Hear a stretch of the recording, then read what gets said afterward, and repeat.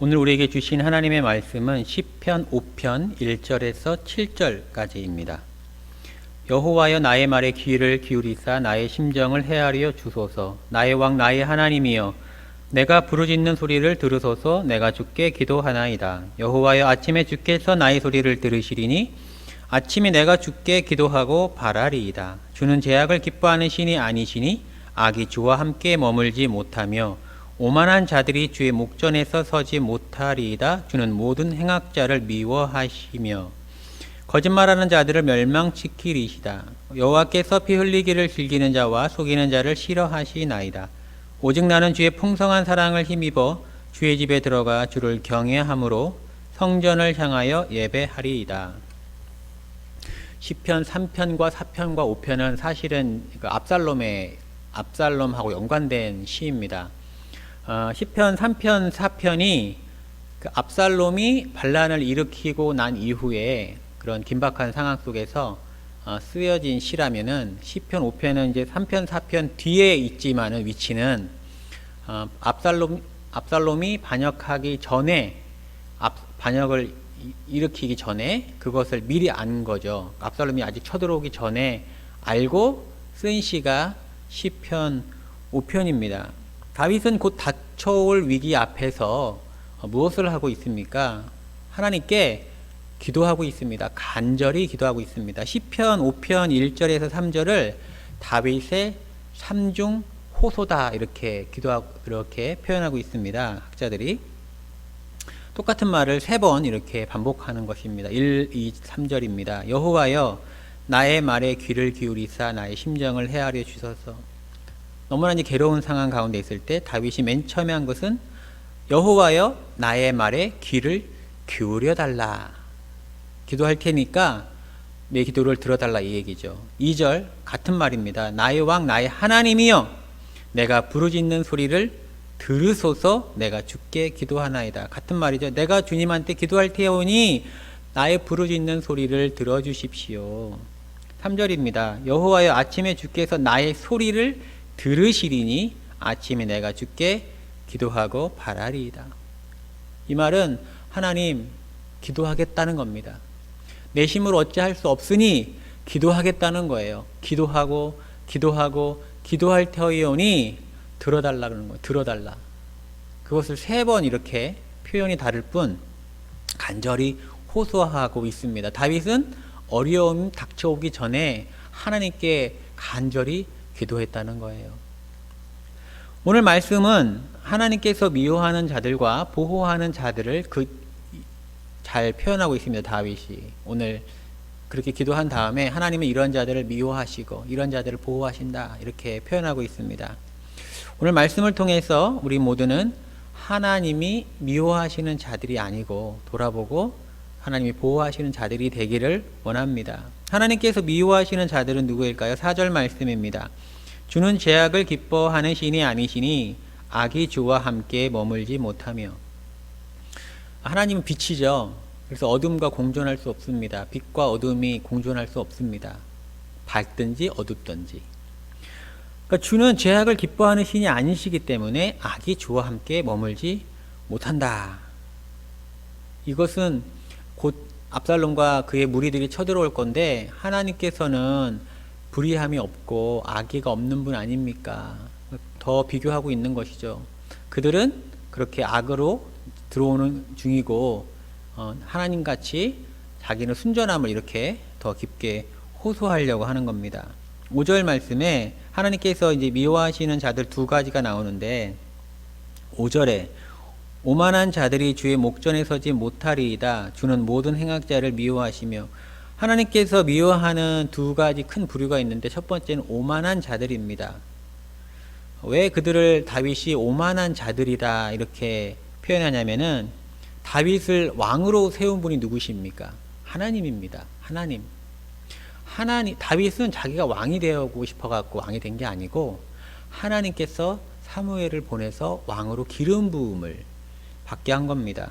사도행전 13장 21절 22절에도 잘 나와 있습니다.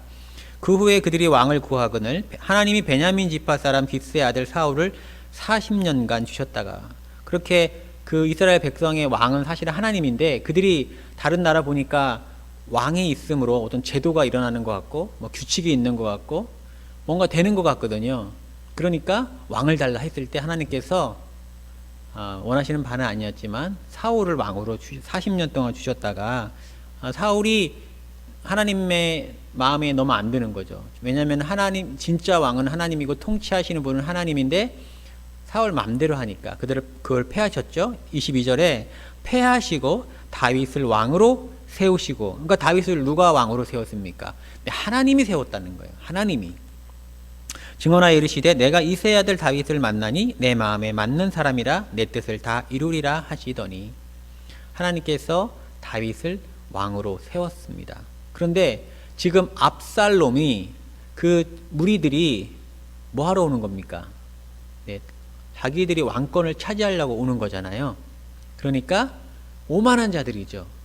인간의 힘으로, 인간의 지략으로, 인간의 권력으로 하나님의 세계를 무너뜨리려고 하는 겁니다. 그러니까 얼마나 오만한 자들입니까? 또 6절에 또 싫어하는 자들이 거짓말하는 자들이 나옵니다. 6절 거짓말하는 자들을 멸망시키리이다. 여호와께서는 피 흘리기를 즐기는 자와 속이는 자를 싫어하시나이다. 지금 그들이 오는 이유가 무엇입니까? 멸망시키려고 오는 겁니다. 그리고 백성들에게 얼마나 많은 거짓을 뿌렸겠어요. 다윗이 왕이 안 될 만한 이유들을 이야기했을 테고. 그러니까 하나님한테 다윗이 호소하고 있는 겁니다. 하나님은 그렇게 선하시고 의로우신 분인데 오만한 자들을 싫어하시고 그 거짓말하는 자들을 멸망시키시는 분이신데 그런 무리들이 오고 있다는 겁니다. 그러니까 그러한 무리들로부터 자기를 보호해달라. 그 다음에는 이제 하나님께서 미워하시는 자들을 다윗이 이야기하고 그 다음에 하나님께서 보호하시는 자들을 이야기하는데 지금까지 이제 우리가 봤으니까 너무 이제 쉽죠, 이야기가. 하나님은 죄악이 없으시고 오만한 자들을 싫어하시고 거짓말하는 자들을 멸망시키시는 분이시니까 하나님께서 보호하시는 분들은 누굽니까? 하나님께서 보호하는 자들은 바로 악이 없는 자들이죠. 완전한 자들, 흠 없는 자들. 그런데 여기서 의문이 듭니다. 완벽한 사람 있나요? 흠이 없는 자가 있나요? 지금 다윗은 이렇게 논조를 펼치고 있는데 다윗은 완벽했나요? 그렇지 않습니다. 다윗은 엄청난 죄악을 저질렀습니다. 자기에게 충성했던 신하를 전쟁으로 억울하게 내몰아서 죽게 하고 또 그의 부인을 자기의 부인으로 삼았습니다. 엄청난 큰 죄를 저질렀죠. 그런 다윗이 이런 이야기를 한다는 것 자체가 논리적으로 맞지 않는 것 같이 보입니다. 그럼 하나님께서 보호하시는 자들은 누구일까요? 흠이 없는 자들일까요? 완벽한 자들일까요? 온전한 자들일까요? 아닙니다. 로마서 3장 23절에도 모든 사람이 죄를 범하였으며 하나님의 영광에 이르지 못하였다. 이렇게 이야기하고 있는데 그럼 다윗은 어떻게 하나님의 보호하심을 누릴 수 있다고 주장하고 있을까요? 그 힘은 바로 다윗에게 있지 않고 하나님에게 있습니다. 바로 하나님께서 풍성히 내려주시는 사랑과 은혜입니다. 7절 말씀입니다. 다윗의 고백인데요. 오직 나는 주의 풍성한 사랑을 힘입어 주의 집에 들어가 주를 경외함으로 성전을 향하여 예배하리이다. 하나님, 저들은 악하고 저는 선하니까 저를 보호해 주세요. 저들은 멸망시키고 저는 보호해 주세요. 다윗은 그렇게 이야기하고 있지 않습니다. 저들은 악하고 저들은 오만한 자들이고 거짓말하는 자들이니 하나님께서 멸망시키시고 저는 하나님의 풍성한 은혜를 입게 하여 주옵소서 간구하고 있는 것입니다. 12절에도 비슷한 표현이 나옵니다. 여호와여 주는 의인에게 복을 주시고 방패로 함같이 은혜로 그를 호위하시리이다. 은혜로. 은혜라는 말은 자격이 안 되는데 주는 것을 은혜라고 하잖아요. 은혜로. 하나님, 이 말은 하나님 전 자격은 없습니다. 반대급부로 제가 이런 걸 누리는 건 아닙니다. 그러나 하나님 은혜를 사모합니다. 주의 사랑을 사모합니다. 이런 말이죠. 그렇습니다. 하나님은 겸손하게 하나님을 찾는 사람을 보호하십니다. 나를 찾는 자들이 나를 만날 것이다. 이렇게 말씀하시잖아요. 하나님은 완벽하지 않아도 거짓을 피하려고 애쓰는 자들을 보호하십니다. 그러니까 우리가 회개가 그래서 중요한 겁니다. 우리가 회개했다고 해서 다시 죄를 안 짓는 건 아닙니다. 회개했다고 해서 그것으로 우리가 의인이 되는 건 아닙니다. 우리가 의인이 된 것은 오직 예수 그리스도의 보혈의 피로 깨끗함을 받은 거고, 회개는 내가 죄인이라는 걸 생각나게 합니다. 내가 죄를 행한 것을 기억나게 합니다.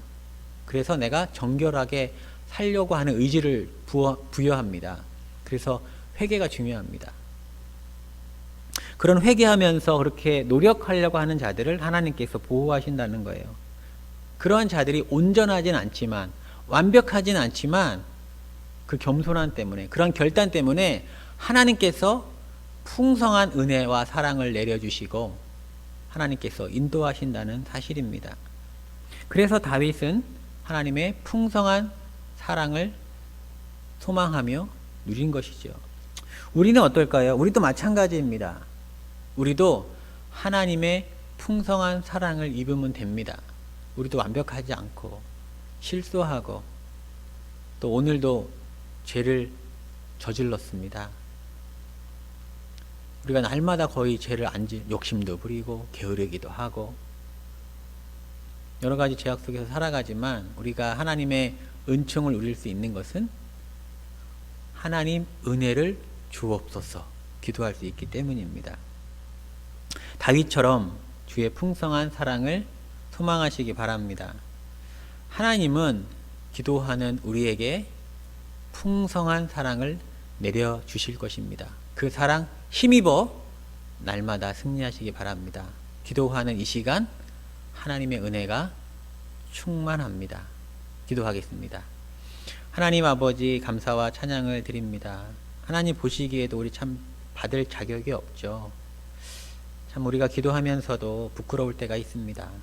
그러나 하나님, 우리가 주의 은혜가 아니면 살 수 없사오니 은혜를 베풀어 주옵소서.